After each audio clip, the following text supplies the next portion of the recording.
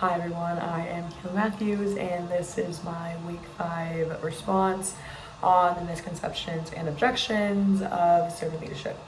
So when we're discussing servant leadership, I personally relate with misconception number 1 because it discusses how servant leadership really is conceived to be this idolized approach, this idolized concept and standard that when people try, to follow servant leadership and to display leadership to others, it's almost unattainable. And so what that discusses is, when we have certain leaders, so it discusses in the book how, Gandhi, Nelson Mandela, Jesus, different types of servant leaders, they all have a great way of displaying servant leadership and gives a great following on how they affect their community, others around them, etc.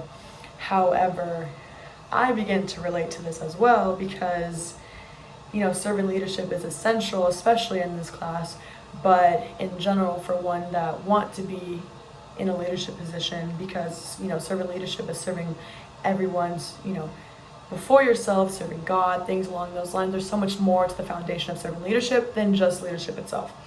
However, in page 152 of Lob's book, it actually, I also have the online text, but it discusses how the central issue is how servant leadership takes away from the individual itself.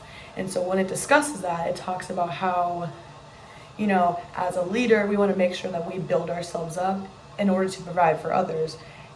However, with servant leadership, it's actually the other way around. And so it discusses how, we provide for the people, we create this foundation for our community and for others that is safe, that is welcoming, that comes together for a common goal. However, it takes away from the leader itself in order to give to others.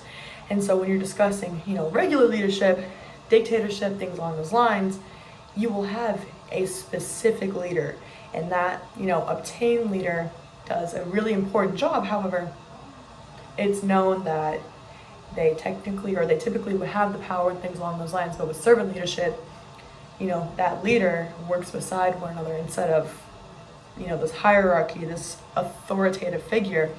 And so this has to do with my additional question of how are we able to provide common day examples of, somebody in a workforce that may want to, display servant leadership without having to relate to such historical figures, I guess. In better words, just how can we create a more neutral standpoint, a more neutral foundation on what servant leadership is in the modern era, but more importantly, when we just discuss in the workforce or on a team, in a family, things along those lines, instead of, having this monumental figure and then almost feeling like there is a lack of satisfaction because no matter how much is being contributed to the cause, there actually is never a goal that's being met because servant leadership is such a great monumental standpoint that it's not just serving people, that's so much more than that. And so that has to do with my question, and all it does with misconception number 1 is that servant leadership can basically never be attained. And so besides for that, how do we feel satisfied? And this might be on a more individualized basis rather than as a whole, but how are we able to feel satisfied as a servant leader, knowing that we are contributing to others before ourselves without feeling like we are never able to attain this goal? So that concludes my response. Thank you very much.